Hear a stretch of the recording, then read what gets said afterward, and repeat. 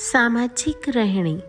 કોઈપણ સમાજે સારી રીતે ઉન્નતિ કરવી હોય તો ધર્મના શાશ્વત સત્યનો સ્વીકાર કરવો પડે છે. જો સમાજનો પ્રત્યેક વ્યક્તિ પોતાની જાતને સુધારીને પોતાનું ધાર્મિક ઉત્તરદાયિત્વ નિભાવે તો સમગ્ર સમાજ સુધરી જાય. આપણે સમાજ પાસેથી જેવા વર્તનની અપેક્ષા રાખીએ છીએ એવું જ આપણું આચરણ અને આપણો આચાર સમાજ પ્રત્યે હોવો જોઈએ. પરમધામની બ્રહ્મ સૃષ્ટિ સારી રીતે જાણે છે કે દરેક વ્યક્તિની અંદર એક ભાવનાશીલ ચૈતન્ય રહેલું છે. તેથી તે કોઈનું પણ દિલ, મન, વચન અને કર્મથી દુખાડતી નથી. જો આપણું હૃદય નિષ્કપટ પ્રેમની માધુરીથી લબાલબ ભરેલું હોય તો જ આપણે લોકોના દિલમાં વિરાજમાન થઈ શકીએ છીએ. પ્રત્યેક સુંદર સાથ પાસે એ જ અપેક્ષા રાખીએ કે તે મીઠી જુબાન, મીઠા વચન, મીઠા વિચાર અને મીઠા પ્રેમ થકી શ્રીમુખ વાણીની કસોટી પર પોતાને ખરા સિદ્ધ કરે. તો ચાલો સુંદર સાથજી, આપણે આપણા આત્મિક શ્રવણોથી આ અલૌકિક વચનોને સાંભળીને આનંદ લઈએ.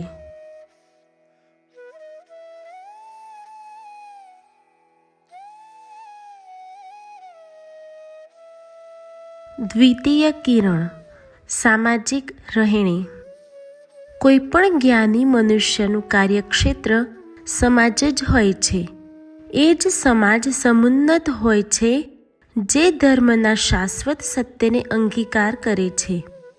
જો સમાજનો પ્રત્યેક વ્યક્તિ ફક્ત પોતાનો સુધાર કરી લે તો આખો સમાજ સુધરી જાય છે. તે માટે આવશ્યક છે કે સમાજનો પ્રત્યેક વ્યક્તિ સમાજ પ્રતિ પોતાના ધાર્મિક ઉત્તરદાયિત્વ પૂર્ણ કરે.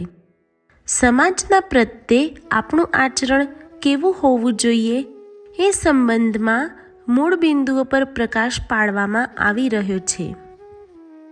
ધર્મગ્રંથોનું કથન છે કે આત્મનઃ પ્રતિકૂલાની પરેશાન સમાચારેત, અર્થાત આપણે બીજા સાથે એવો જ વ્યવહાર કરીએ જેવો આપણે તેમની પાસેથી ઈચ્છીએ છીએ.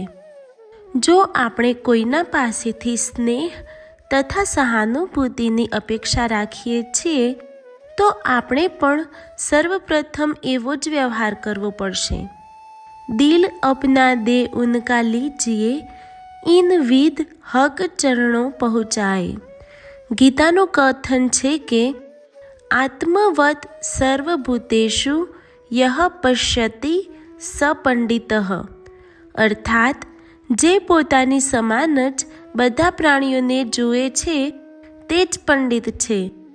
સાફ દિલ સોહાગની, કબહુ ના દુખાવે કીન.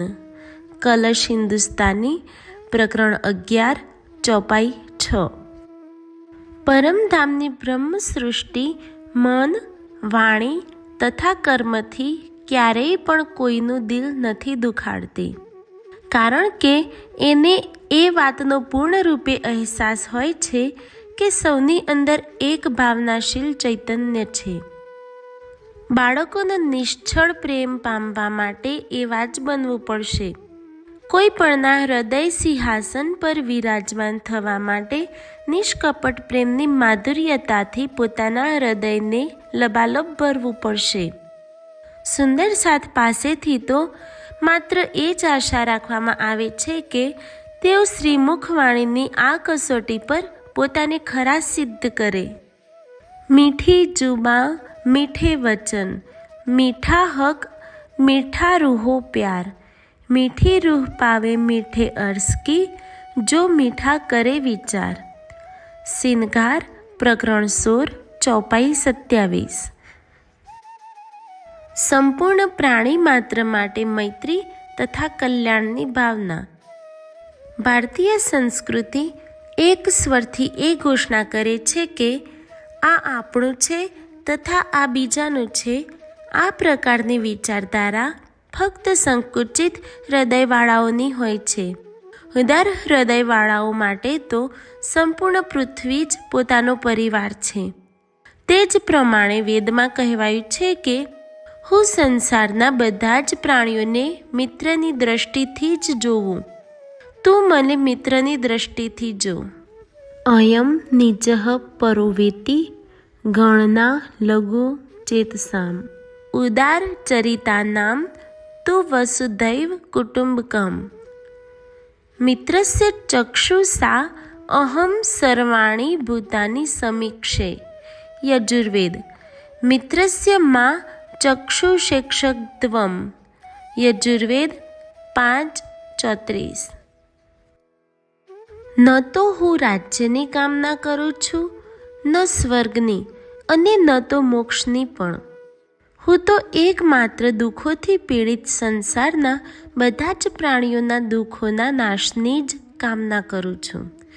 આ સંસારમાં બધા સુખી હોય, બધા નિરોગી હોય, બધા એકબીજાનું કલ્યાણ ઈચ્છે. કોઈ પણ ક્યાંય પણ દુઃખી ન હોય. ન તુ અહમ કામયે રાજ્યમ ન સ્વર્ગમ ન અપુનર્ભવમ.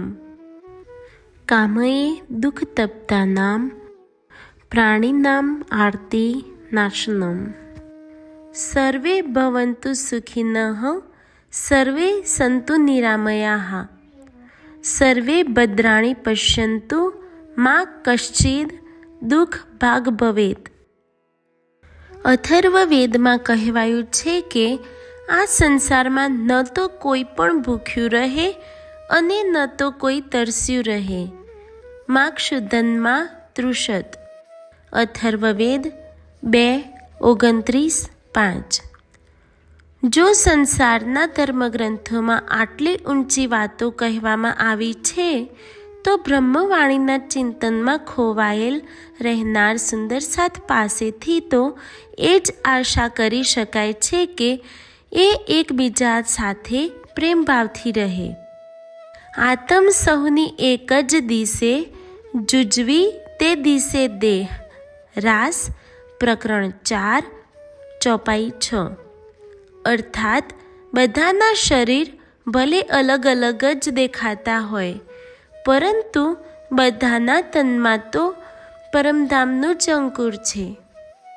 પ્રેમ પ્રણામજી.